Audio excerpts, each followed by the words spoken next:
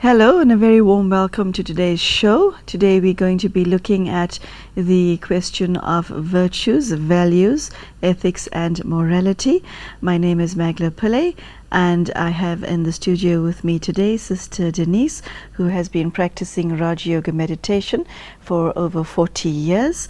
The subject that we are taking up today is non-conventional value system. The method of inquiry that we're going to be using is called the Socratic method, and that is a manner of putting questions to someone or group of individuals in order to elicit a truth that is understandable by all rational human beings. The purpose of today's show is to look at conventional values, to look at the way human beings think and function, and also to question the way people are and whether it works for us in today's world. Sister Denise, very warm welcome to today's show. Thank you. Could you tell us why this subject is of interest to you and how is it relevant to the times in which we find ourselves? Well, we have the two. We have conventional value systems, and then what I'm interested in is the non-conventional value systems. So conventional value systems are the ones that we all grew up with, that everyone is familiar with, and they're based on the idea of the fundamental paradigm of materialism, which means that everyone is either a man or a woman.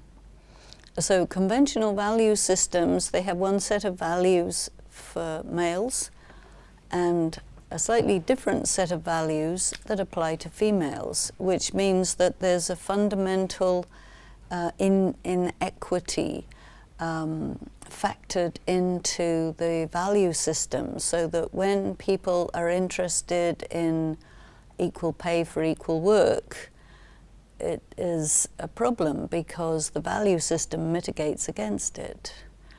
There are other areas of law, areas of different kind of rights, children, conjugal rights, all these type of things.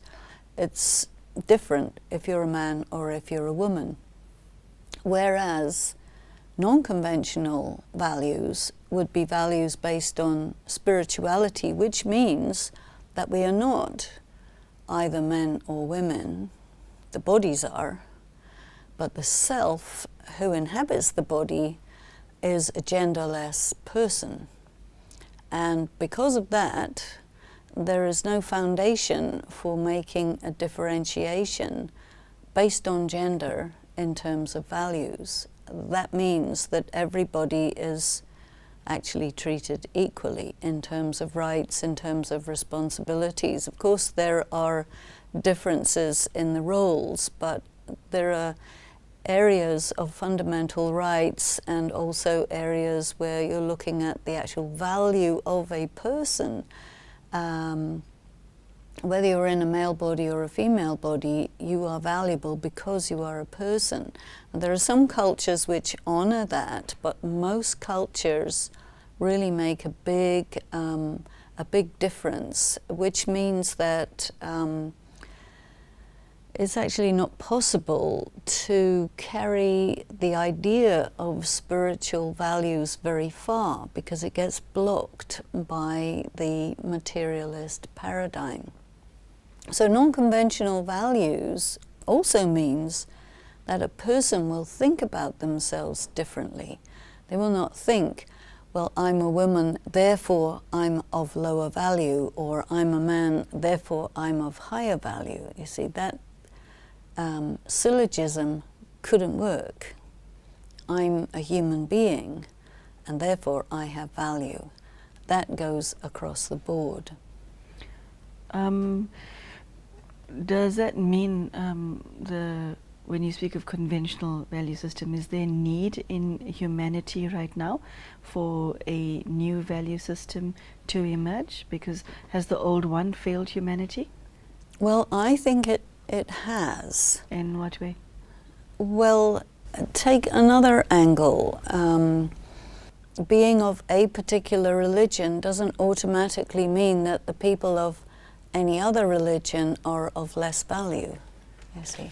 But if you come from the angle that if you are of a particular religion, and if there's anybody who is of a different religion, then they are automatically of lower value, or it applies also where there is caste system, class differentiation, all of the differentiations based on creed, gender, color, all of these things is based in the materialist paradigm.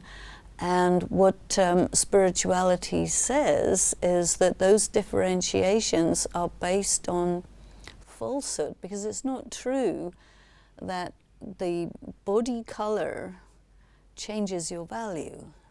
It's not true that the gender changes your value. It's not true that the caste changes your value. You see what I'm saying? Your value is associated with your being, the soul. Now, you bring in the idea of karma. Every soul takes birth in better or less good circumstances, which reflects their karma. Those external material considerations don't really reflect a variation in value.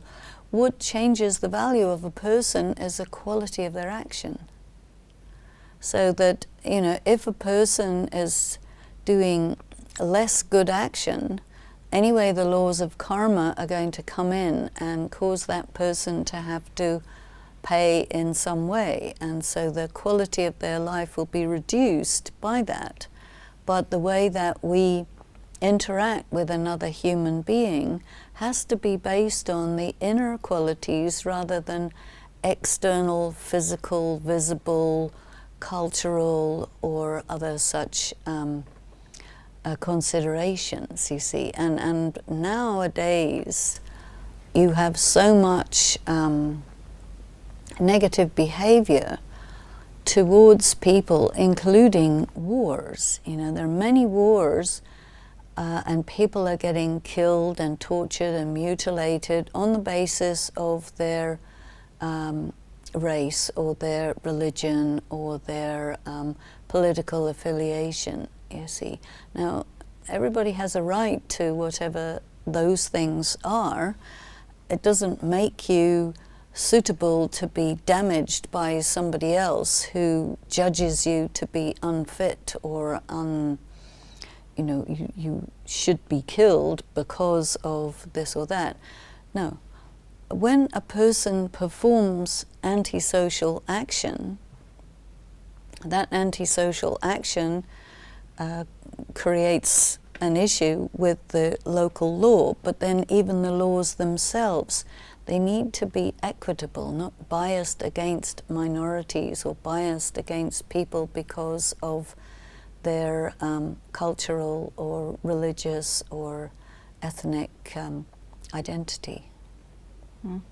Sister Denise, you shared something very beautiful, that the value of an individual rests in their being and not in the external. Why is, what comes to mind is that that would be an antidote to almost every problem in the world. Why is that understood by so few, if it's such a universally applicable principle? A number of reasons. One reason is you have to have power, inner power, to understand it. Inner spiritual power to understand it. Secondly, you have to go against the grain, which not everybody is able to do. Most people are not willing to do because it costs so much to go against the grain. And so I think that we're at a time where the current is changing direction. So that the current so far has been leading everybody down the path of materialism, which I feel has enhanced human suffering and confusion and difficulties.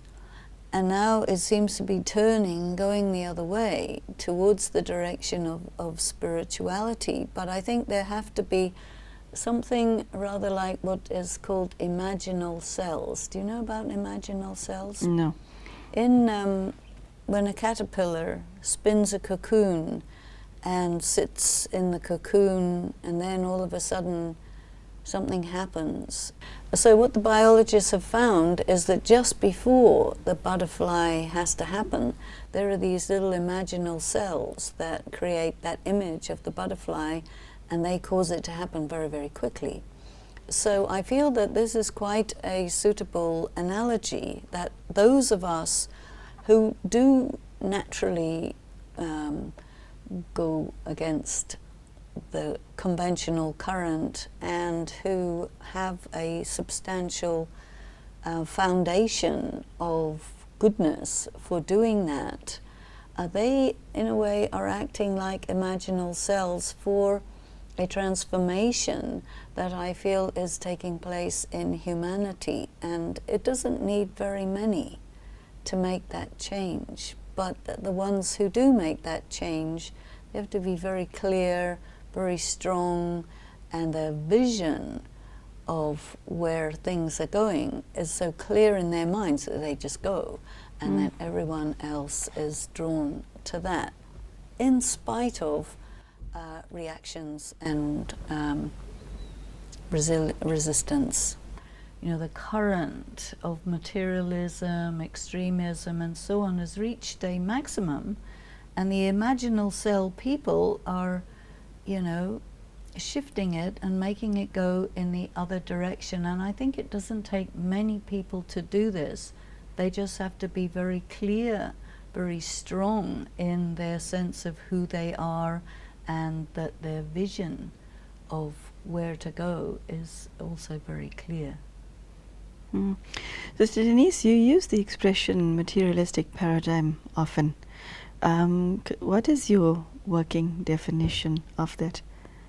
Well, the materialistic paradigm means that everything that is matter is real, and anything that you can't see, touch, measure, you know, make contact with through your five senses, anything that doesn't fit there doesn't exist.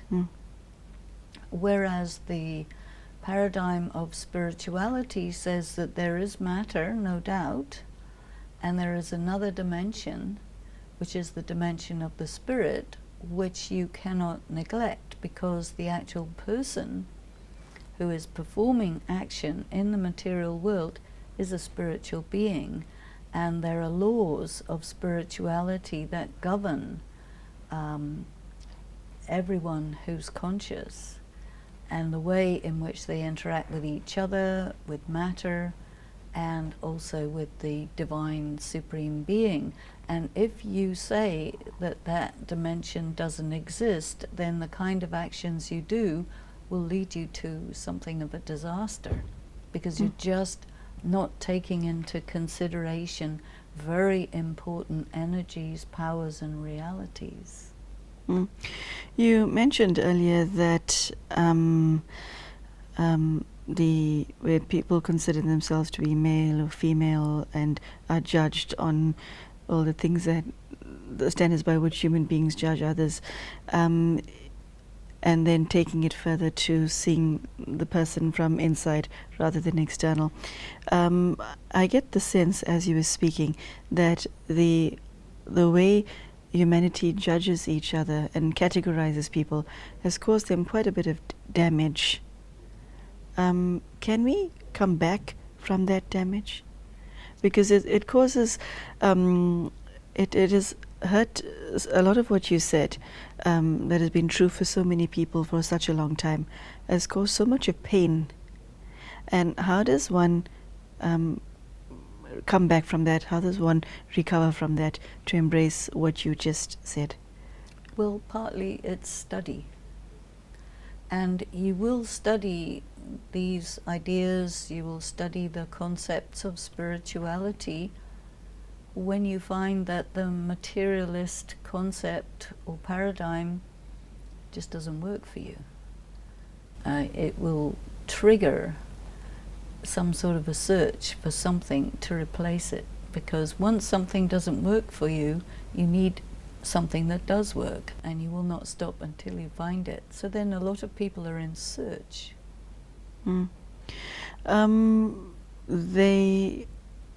A lot of people may be searching, but they're searching for in the wrong place, for the wrong things. And as I said, Denise, you'll find that a lot of people would want to embrace what you are saying, okay? But for example, I've heard once that if somebody has experienced a trauma, that trauma becomes part of their identity. Okay, now you are a non-conventional value system offers an alternative and a real identity as opposed to a false one. But we do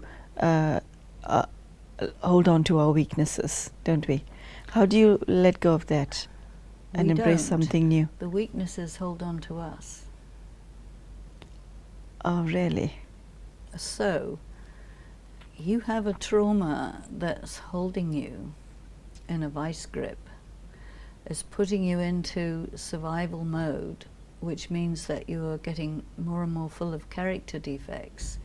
You're in pain, you're causing pain, you're in like the jail of this vice, which is what happens when you integrate a trauma into your life.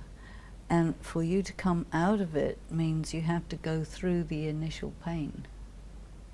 And so for that, you have to have enormous personal power, because it's very painful to come out through the same way you went in.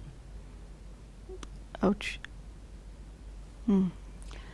Now, there may be a better way to do it, but in my experience, that is a way that I know works, and I haven't really come across an easier way. It takes obviously courage to face that.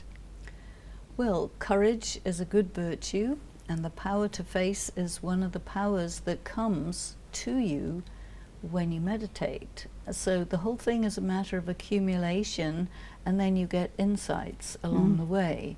And as the right moment comes, where you've got enough courage, enough insight, and it's, okay, today I'll do it. And then you move. You might not move very far, but you do move some little way, and it may be incremental, but you're on your way. And that, I think, is the key. If somebody embraces what you just said, because it sounds so incredibly beautiful and so healing, it's the feeling that I get from what you're saying is it's almost like therapy, because it brings a sense of healing, to be liberated from your own personal prison, as it were. It requires a lot of self-work to establish a new spiritual identity, doesn't it? Because the old identity of thinking, not even being arrogant, not even I'm my job, but I'm female, is so deep-seated. Is so deep-seated that when you're, for example, say if you find yourself in a swimming pool drowning, then you would fight to save your life, because this is what you think you are. My question is, what level of effort does one require to establish this new identity, to establish a non-conventional value system, and let go of the old one? The old one is a shell, a mask. which you became fused with. And so you become confused, and you have to practice what we call bodilessness. When you practice to be bodiless, you can actually separate yourself from this mask that you fused with, which became your substitute identity. And once that happens, it is able to fall away, because you become clear that it's a mask, it's not me, and it's done its duty. Almost like when a house is getting built, there's scaffolding to, enable the different workers to work on the different parts of the house, but then when it's ready, then you take down the scaffolding. So in the same way, you are on the inside recreating your original being. The scaffolding that is there, that's necessary while you're building the inner beautiful home, the identity, that scaffolding, after a while, it has to be taken down because it's no longer relevant and it's ugly, you see. So a friend of mine was working on themselves in this, and what she said is she experienced disgust with that false identity, and that disgust was a very important trigger mechanism to drop the false mask, because it was disgusting. So was that her motivation? And also, she said, you cannot, fault anyone else for putting you in that spot. You put yourself in that spot. And when you're disgusted with your own self for doing what is not good for you, that can make you stop doing it. This obviously requires a lot of internal work. What about your life on the outside? And by that I mean, if you're doing all of this internal work of re-establishing your identity and embracing non-conventional values, what happens to your relationships with other people, your relationship with your body, your responsibilities? Because you're going through some massive shift, and your life outside can't possibly stay the same? No, it does shift. I think it's very good to have these inner changes, and of course it disturbs the outside, and it may take a little while before you settle into a new sense of identity that is the right thing, that corresponds with who you are. But when you're in the state of becoming, it may not be comfortable, it may not look very good, but you have to be patient and trust the process, and take yourself through, and you find that, yes, it starts to reform itself in a way that corresponds much better to the real person that you are. Sister Denise, one would find that when you're changing internally, embracing non-conventional values internally, then on the outside, there can be certain behavioral patterns that are difficult to change. For example, if one has an addiction to something or someone, and then now on listening to your inspiring talk, somebody now decides to re-look at themselves, the soul, and yet there's a conflict of behavior outside. How does one... It wouldn't work like that. How would it work? If you have an addiction, that addiction is going to take you to a very uncomfortable point in your life, which will be the trigger for the change. So you won't figure out that you've got an addiction after you've been changing. The addiction and the way that it fails you so completely is the trigger to really relook at your life. So in that sense, it works the other way around. It's now become very common to hear of people in your immediate space who have a whole number of mental afflictions that was unheard of 20 years ago. Like, I know a lot of people who are bipolar. I know a lot of adults who have ADHD, adults, not children. How these are actual medical problems of the mental kind. How does one embrace what you said if faced with that level of challenge?